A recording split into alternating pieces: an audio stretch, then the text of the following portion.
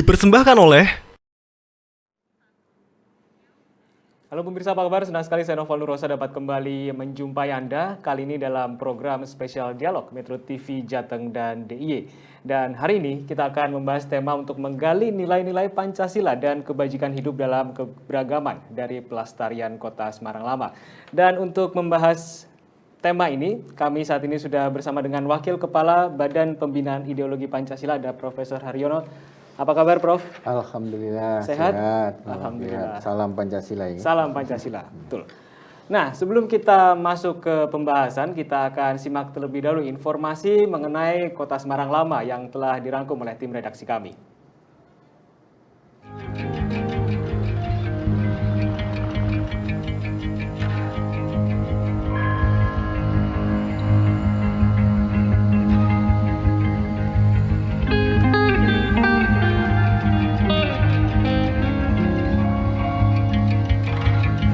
Kota Lama menjadi kapsul waktu di tengah kota Semarang.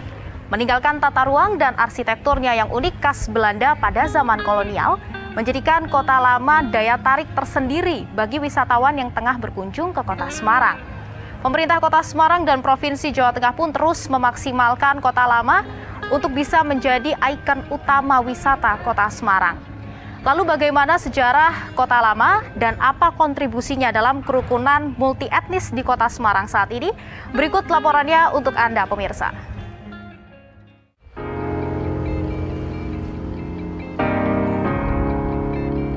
Kota Lama berdiri sekitar akhir abad ke-17 setelah terjadi perjanjian antara Kerajaan Mataram di bawah kekuasaan Amangkurat II dan VOC pada tahun 1678 yang memberikan hak kepada VOC untuk menguasai pantai utara dan timur Jawa karena dapat mengalahkan perlawanan Trunajaya dari Madura terhadap Mataram.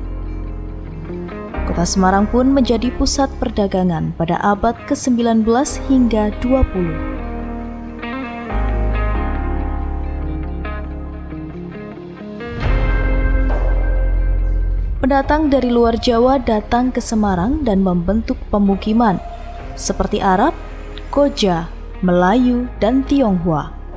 Tujuannya adalah untuk berdagang. Hingga akhirnya saat ini masih ada kampung Melayu, Arab, Pecinan, dan Kota Lama yang dapat ditemui di Kota Semarang. Memiliki masyarakat yang multi etnis sejak zaman kolonial, menjadikan Kota Semarang memiliki tingkat pluralisme yang tinggi hingga saat ini. Bangunan-bangunan di Kota Semarang Lama pun masih memiliki ciri khas masing-masing, terutama Kota Lama. Ya, kalau kita merujuk pada catatan sejarah ya, seorang pengelana Belanda, kalau nggak salah Van Hove, dia datang ke Semarang pada pertengahan abad ke-19, ya 1800-an tengah begitu. Dia mencatat ada sekitar 600 bangunan, tapi saya juga tidak yakin 600 bangunan itu apakah hanya di kompleks Kota Lama saja atau juga bangunan-bangunan yang ada di sekitarnya begitu. Tapi kalau kita merujuk pada data sekarang ya, bangunan Kota Lama, bangunan yang ada di Kota Lama, kompleks seluas sekitar 31 hektar sekarang ini, itu hanya tercatat hanya ada 245 bangunan seluruhnya. Tapi yang berupa bangunan lama itu hanya 105. Sisanya itu bangunan-bangunan baru.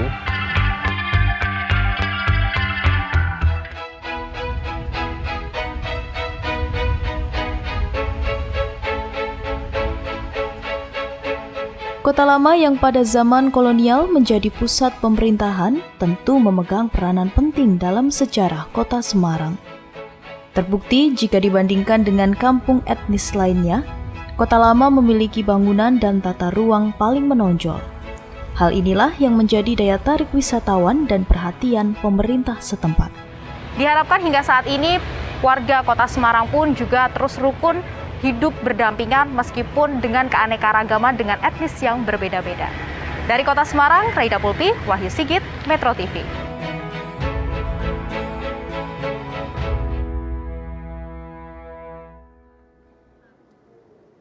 Ya, itu dia tadi informasi mengenai sedikit Kota Semarang Lama, termasuk kota lama di Kota Semarang yang juga memiliki keberagaman, terbukti dari berbagai kampung yang ada di sekitar sana.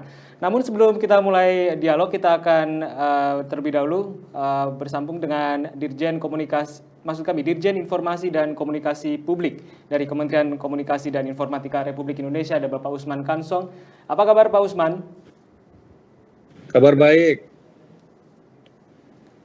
Pak Usman, bisa mendengar suara saya di studio? Iya, kabar baik. Ya, terima kasih Pak Usman sudah bergabung bersama kami di Metro TV Jateng dan DIY. Kita sebelumnya tapi akan menanyakan terlebih dahulu ke Prof. Haryono terkait dengan informasi tadi. Kalau saya tanyakan langsung, apakah benar Kota Semarang Lama yang memang memiliki demografi beragam ini sudah menjadi bukti valid bahwa di Semarang ini memang menjadi salah satu titik atau kota yang bisa dicontoh multi etnisnya dan keberagamannya? Ya, terima kasih sebelumnya ya. Jadi memang sebagai sebuah peristiwa sejarah, kita bisa mengambil sebuah penanda bahwa Kota Lama itu merupakan tempat manusia bertemu.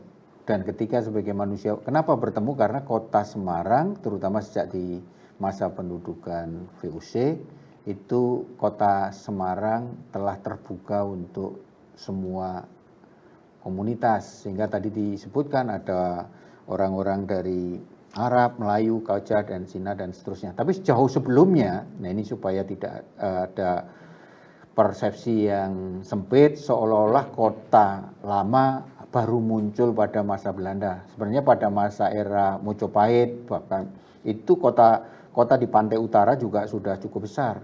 Bahkan yang sangat terkenal di Semarang, Kelenteng Sampokong, itu ketika Chen Ho datang itu kan sebelum Belanda atau VOC ada. Cuman memang sejak kedatangan Belanda dan Belanda berhasil merebut Semarang, ada penataan ruang yang lebih tertata, dan karena VOC itu adalah negara perdagangan dan dia butuh dinamika perdagangan di Semarang ini menguntungkan dirinya, maka kota ini dibuka dan difasilitasi agar dinamika ekonomi tumbuh kembang.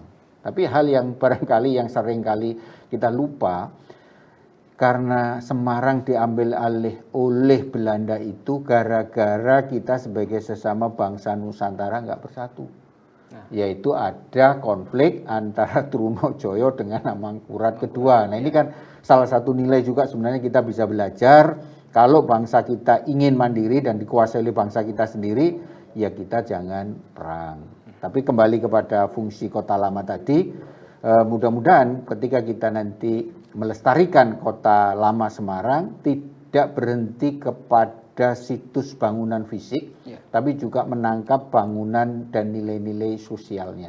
Nah dari nilai sosial itulah keberagaman, toleransi, dan kebersamaan bisa tumbuh kembang.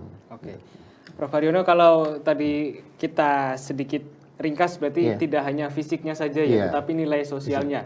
Kalau dari Pak Usman sendiri untuk Kota Lama atau Kota Semarang Lama, sebenarnya secara kita berbicara tentang transformasi digital ya, apakah bisa sebenarnya Kota Lama ini ditransformasikan ke era digital sekarang, tapi tetap tidak mengurangi marwahnya sebagai Kota Lama itu sendiri? Iya, saya kira bisa sekali ya.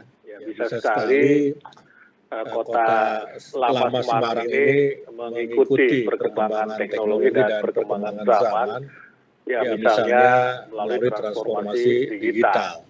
Ya, saya kira sudah banyak aplikasi yang bisa mengakomodasi itu, ya, supaya Kota Lama Semarang ini bisa dinikmati bukan hanya secara fisik, ya, tetapi juga secara virtual. Ya, tinggal lagi apakah kita mau mengembangkannya. Ya, sekarang juga misalnya karena COVID, ketika pergerakan manusia itu dibatasi, banyak yang kemudian melakukan transformasi digital, tempat-tempat pariwisata, museum, tempat-tempat bersejarah yang kemudian tetap bisa dinikmati walaupun dalam kondisi COVID-19. Dan Yang paling penting dalam konteks pembicaraan kita tentu saja orang ya secara lebih luas, masyarakat secara lebih luas tidak cuma melihat dari sisi transformasi digitalnya, tetapi apa pesan yang ada di dalam situ. Ya, tadi ada keberagaman misalnya, ada keperluan atau pentingnya persatuan, ya, supaya kita bisa menangkap makna ataupun gagasan serta ide di balik bangunan fisik atau sebuah kota begitu. Bukan cuma arsitekturnya saja, tetapi ada nilai-nilai apa yang bisa kita ambil di dalamnya itu. Dan dengan transformasi digital, dengan teknologi, itu bisa dilihat secara lebih luas. Secara lebih luas, bukan hanya terbatas katakanlah orang-orang yang kebetulan itu bisa mengunjunginya secara fisikal, begitu. Baik, Pak Usman, saya juga ingin bertanya, sebenarnya ada nggak sih contoh dari bangunan yang sudah istilahnya atau kawasan yang sudah sangat kaya akan historis, tapi kemudian terdigitalkan dan kemudian justru lebih menarik untuk wisatawan dan juga untuk pengunjung. Tapi pertanyaan ini akan saya tanyakan ke Anda usai jeda. Pemirsa, spesial dialog Metro TV Jateng DIY akan segera kembali.